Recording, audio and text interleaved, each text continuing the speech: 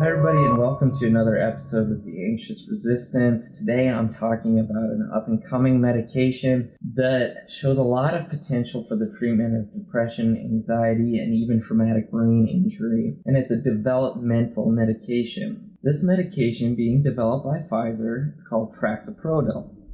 It is a selective antagonist of the NR2B subunit of the NMDA receptor, which plays a critical role in synaptic plasticity. The action of this medication is similar to that of ketamine, which is something that is used all the time in mental health treatment now. It's something that's new, but it's gained tons of popularity in the last 5 years. So it's only logical that even new treatments based on this mechanism of action are being developed.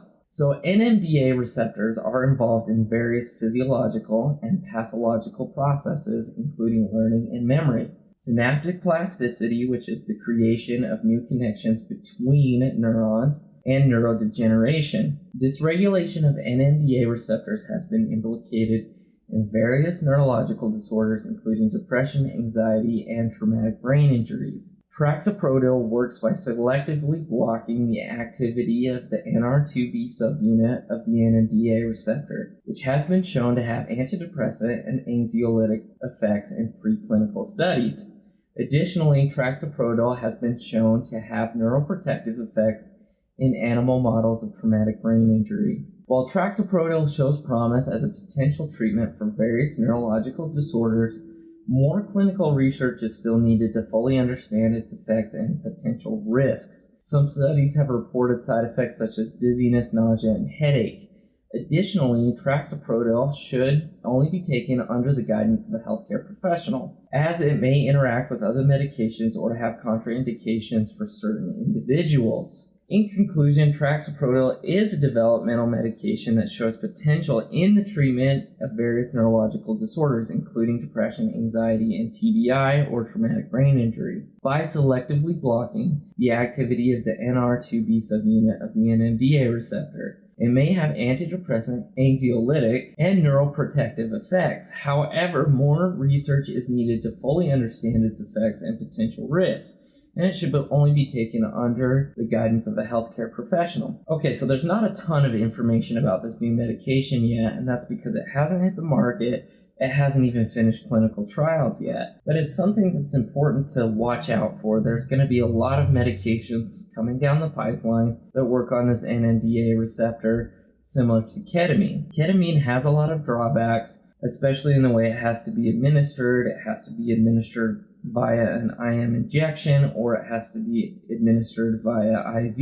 You have to be in, a doctor's office or even in an inpatient setting to receive this kind of treatment. Now, if they can develop treatments that are orally taken, so something that's a pill, something that you can do even a sub-Q injection at home, then that would go a long ways towards increasing the accessibility of this medication, these kinds of medications. And also some of the drawbacks to ketamine is that you need to be supervised when you do it. Now, where I work, we do ketamine injections all the time, but the patient needs to be monitored for at least an hour. Following that injection, vital signs need to be taken every 15 minutes. There needs to be somebody there watching this patient, because you can have psychotic symptoms, you can have hallucinations. There are a lot of things that can potentially go wrong with the ketamine injection or infusion. If we can eliminate some of those risks and increase accessibility to these kind of drugs to have that rapid antidepressant effect, then it could go a long way towards treating these mental health conditions. From my personal experience, I've done quite a few ketamine injections. Where I work, we typically do IM injections, so this will happen. It'll be an injection into the shoulder or into the gluteus, and then these patients are monitored. I've never had anything go wrong yet.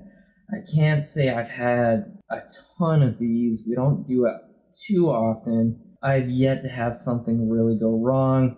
Vital signs have always been stable while I've done this. Most of the time what we do is we have a psych tech monitor this patient after the injection has been given. I'm typically the one to deliver the injection and also check in with that psych tech to make sure that the treatment is going well and that there aren't issues. So there's a lot of potential in these kind of medications. We will be seeing a lot of them come out, and that's why I think they're new and noteworthy, worth talking about. So hopefully Traxoprodil makes it through clinical trials and does end up hitting the market, and that it's a safe and more effective medication than even ketamine is. We hope for the best, and we never know with these kind of medications, but it's something to keep our eye on. Thank you so much for watching this video. I hope you enjoyed it. You learned something about Traxoprodil and something about NMDA receptor antagonists like ketamine and their potential implications for treating mental health conditions. Thank you so much for watching. If you liked it, like this video, subscribe to our channel if you want more, and thank you so much for being here.